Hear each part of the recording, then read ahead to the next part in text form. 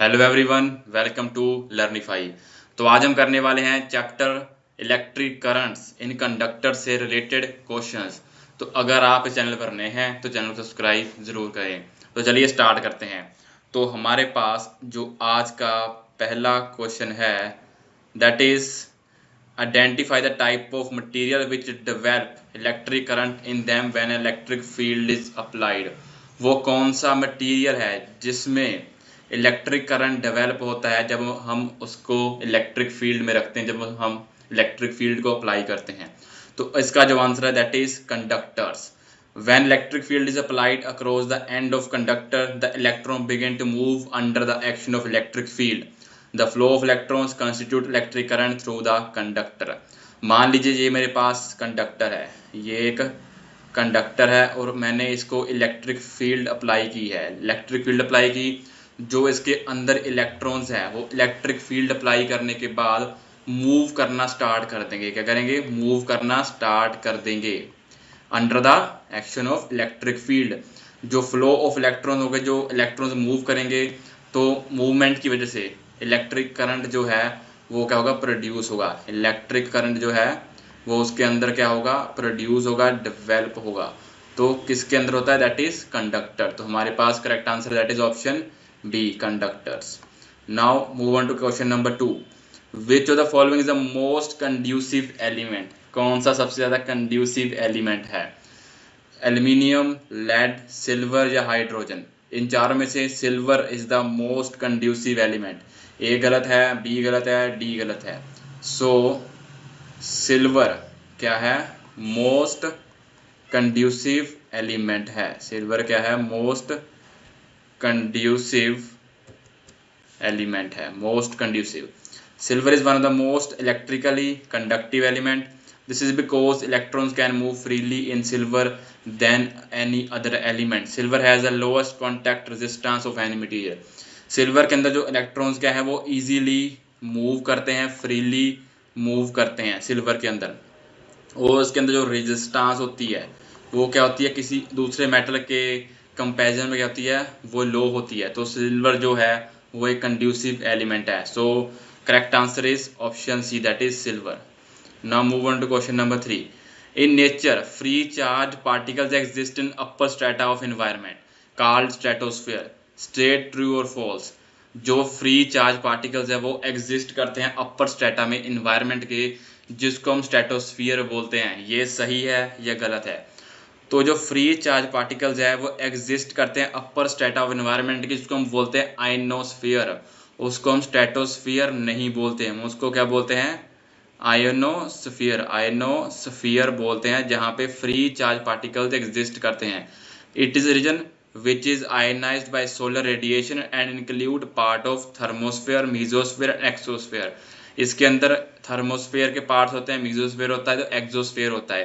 तो इसको हम स्ट्रेटोस्फियर नहीं बोलते, स्ट्रेटोस्फियर नहीं बोलते, इसको हम क्या बोलते हैं? आइनोस्फियर, जहाँ पे चार्ज पार्टिकल्स एग्जिस्ट करते हैं। तो हमारा इसका option b is the correct answer. Now question number 4। To maintain a steady current through a conductor, some external device must do work. What does the external device provide? किसी भी conductor के अंदर हमें करंट को steady maintain करने के लिए कुछ एक्सटर्नल डिवाइस का होना जरूरी है। तो उस जो एक्सटर्नल डिवाइस हम अटैच करेंगे, उसका कनेक्ट करेंगे, तो वो क्या प्रोवाइड करेगी? क्या वो इंडक्टेंस प्रोवाइड करेगी, कैपेसिटेंस, पोटेंशियल डिफरेंस या इलेक्ट्रोमोटिव फोर्स? तो वो क्या हमें प्रोवाइड करेगी? वो हमें प्रोवाइड करेगी electromotive force, that is EMF.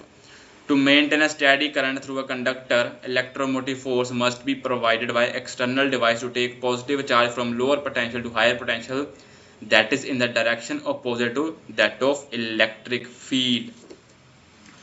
जो स्टेडी करंट हम मेंटेन करेंगे उसके लिए हमें इलेक्ट्रोमोटिव फोर्स होना बहुत ज़रूरी है, जो कि एक्सटर्नल डिवाइस प्रोवाइड करेगी, जो कि पॉजिटिव चार्ज को लोअर पोटेंशियल से हायर पोटेंशियल की तरफ लेके जाएगी in the direction opposite to that of electric field.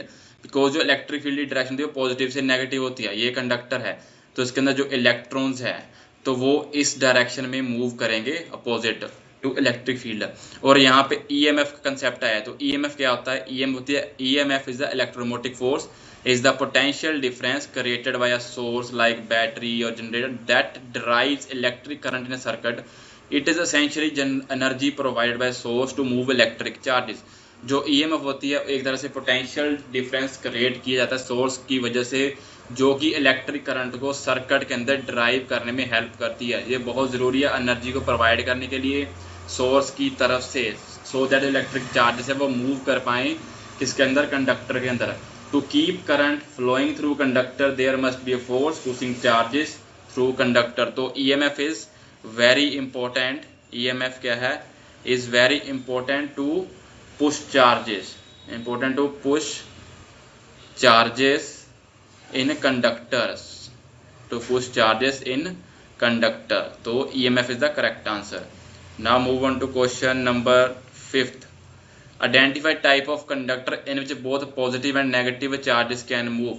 किस कंडक्टर के अंदर पॉजिटिव और नेगेटिव दोनों चार्जेस मूव करते हैं? क्या वो थर्मोसेट है, मेटालिक कंडक्टर है, इलेक्ट्रोलाइटिक सोल्यूशन है या पॉलीमर है? तो इसका correct answer that is option c, electrolytic solutions.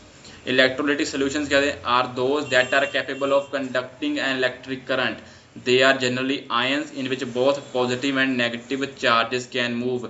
Electrolytic solution के अंदर बोथ पॉजिटिव और नेगेटिव आयंस मूव करते हैं। क्या करते हैं? बोथ पॉजिटिव और नेगेटिव आयन मूव करते हैं। जो पॉलीमर्स है और थर्मोसेट है वो कंडक्ट नहीं करते इलेक्ट्रिक चार्ज को। क्या नहीं करते? इलेक्ट्रिक चार्ज को कंडक्ट नहीं करते। कौन? पॉलीमर्स और thermoset. Electrons are the charge carriers in metallic conductor, और मेटालिक कंडक्टर के अंदर ओनली इलेक्ट्रॉन्स होते हैं, वो चार्ज कैरियर्स होते हैं। क्या होते हैं? Charge carriers. यहाँ पे पॉजिटिव नहीं होता है। So correct answer is that is electrolytic solutions. तो ये थे हमारे आज के क्वेश्चंस। होप आपको क्वेश्चन समझ में आए होंगे। अगर आप इस चैनल पर नए हैं तो चैनल को सब्सक्राइब करें, इस वीडियो को लाइक करें, शेयर करें। मिलते हैं अगली वीडियो में, तब तक के लिए धन्यवाद।